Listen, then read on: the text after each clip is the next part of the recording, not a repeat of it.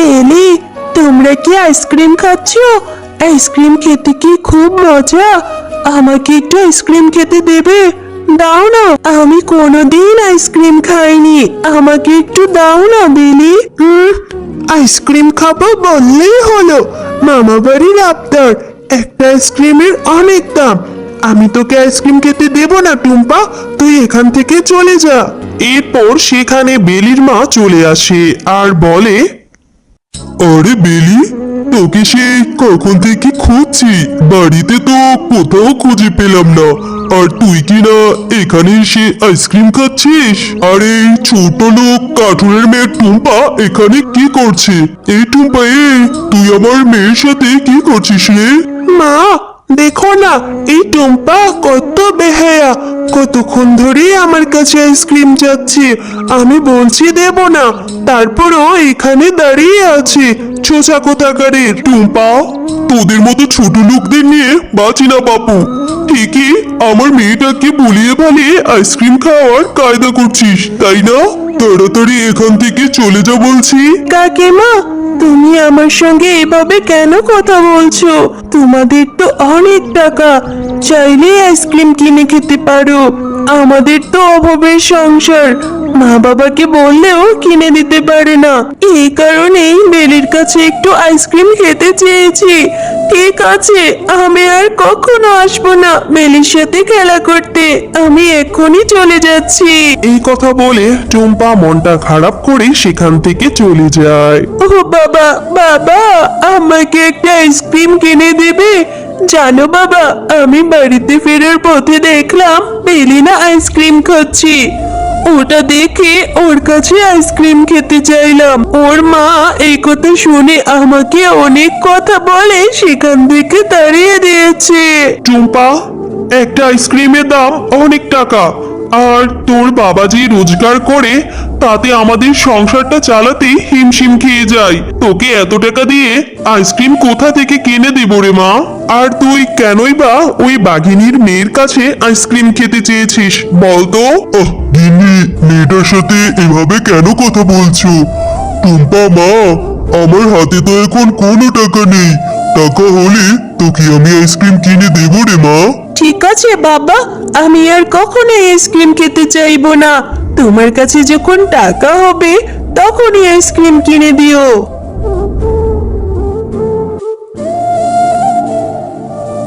টুম্পা, আমি পুকুর ঘাট থেকে পানি আনতে যাচ্ছি, তুই কিন্তু কোথাও যাবি না, কেমন? ঠিক আছে মা, যাও। তবে আসার সময় আমার জন্য কিছু ফল টল কিনে নিয়ে এসো, কেমন?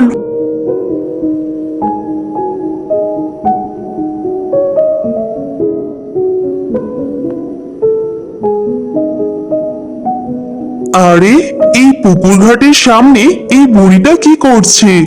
আবার এখানে তো দেখছি 1000 টাকার একটা নোটও পড়ে আছে।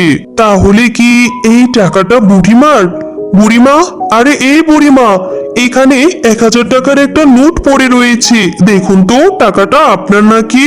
আরে বুড়িমা তো দেখছি কোনোই কথা বলছে না, আর এখানে তো বুড়িমা ছাড়া আর কাউকে দেখতে পাচ্ছি না। বুড়িমা, আরে ও বুড়িমা, এদিকে তাকান তো, আপনি কথা বলছেন না কেন? আপনার টাকাটা তো নিয়ে নিন।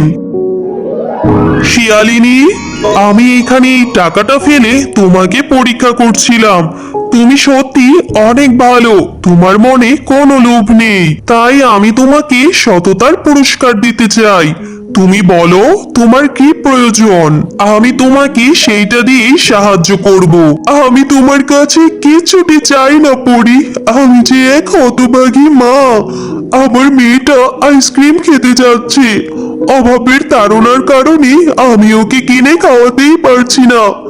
তুমি বরং আমার মেয়েটার জন্য একটা আইসক্রিমই দিয়ে দাও, এতে আমার অনেক উপকার হবে। শিয়ালিনী, তুমি আর কেঁদো না, এই নাও, এই বীজটা তুমি তোমার বাড়ির আঙ্গিনায় রোপণ করে দিও, আর দেখবে কালকে গাছটার মধ্যে অনেক অনেক আইসক্রিম ধরবে। তুমি সত্যি বলছো পরি? তাহলে তো খুব ভালো হবে, আমি আমার মেয়েটাকে মন ভরে আইসক্রিম খাওয়াতে পারবো। এরপর শেফালি সেই আইসক্রিমের চারাটি তার বাড়িতে নিয়ে যায় আর বাড়িতে নিয়ে রোপণ করে দেয়। আরে গিন্নি, তুমি এখানে কি করছো? আর এখানে এভাবে চারা গাছ রোপণ করলে কেন তুমি? এই চারা গাছটা কিসের বলো তো? এরপর শেফা শিয়ালিনী মিচকে শিয়াল ও তার মেয়ে টুম্পাকে সবটা খুলে বলতে লাগলো। মা, তুমি সত্যি বলছো এই গাছটা থেকে আইসক্রিমের গাছ হবে? তাহলে তো খুব ভালো হবে, আমি প্রতিদিন মজা করে আইসক্রিম খেতে পারবো।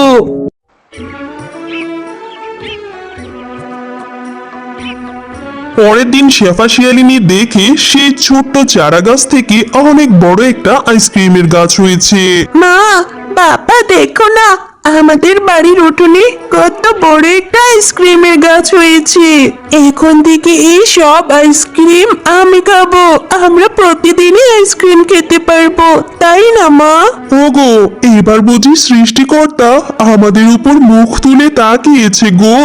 তোমাকে আর এখন থেকে কাটতে হবে না, এই গাছ থেকে কিছু করে আইসক্রিম পেড়ে বাজারে নিয়ে বিক্রি করো। এরপর মিচকে শিয়াল গাছ থেকে কিছু আইসক্রিম পেড়ে বাজারে নিয়ে বিক্রি করে, আর তাদের সেই আইসক্রিমের গাছের কথা গ্রামের অনেক শিয়াল জেনে যায়। ওগো, শুনেছ নাকি আমাদের বনের ফকিন্নি শেফা শিয়ালিনী না একটা জাদুকরি আইসক্রিম গাছ পেয়েছে গো। সেই গাছে অনেক আইসক্রিম ধরে। সত্যি বলছো তুমি? তাহলে তুমিও শেফালির মতো ওই পুকুর ঘাটে যাবে আর ওর মতোই কায়দা করে আইসক্রিমের গাছ নিয়ে আসবে। এরপর রেশমি শিয়ালিনী শেফালির মতো পুকুরে পানি আনতে চায়। আরে, শুনেছিলাম শেফালি শিয়ালিনী নাকি এখান থেকে 1000 টাকার নোট পেয়েছিল, কিন্তু এখানে তো অনেক টাকা পড়ে আছে। এতগুলো টাকা মনে হয় বুড়িমার না। আমি এই এতগুলো টাকা লুকিয়ে শুধু 1000 টাকার নোটের কথাই বলি। বুড়িমা, আরে ও বুড়িমা, আপনি এখানে বসে আছেন? এই তো আমি এখানে আপনার 1000 টাকার নোট পড়া পেলাম। এই 1000 টাকা নিয়ে নিন আর আমাকে একটা আইসক্রিমের গাছ দিয়ে দিন। রেশমি শিয়ালিনী, তুমি তো অনেক লোভী। আমি তো এখানে 1000 টাকার নোট রাখিনি, আমি তো এখানে অনেকগুলো টাকা রেখেছিলাম। তুমি সবগুলো টাকা লুকিয়ে আমাকে 1000 টাকা দিচ্ছ? তোমার মনে অনেক লোভ, তুমি এতটুকু একটা আইসক্রিম গাছের জন্য এখানে লুপ করে চলে এসেছো। এত ধনী একজনের বউ হয়েও লুপ সামলাতে পারলে না? তোমাকে তোমার লোভের শাস্তি পেতেই হবে। এই নাও, আমি তোমাকে জাদুকরি শক্তি দিয়ে সাধারণ শিয়ালে পরিণত করে দিলাম, আর তোমার বাড়ি ঘর সবকিছুই একদম সাধারণ হয়ে যাবে। এখন থেকে তুমি দরিদ্রর মতো জীবনযাপন করবে। না পরি, আমার ভুল হয়েছে, আমি জীবনেও লোভ করবো না। আমাকে তুমি আমার আগের অবস্থান ফিরিয়ে দাও পরি।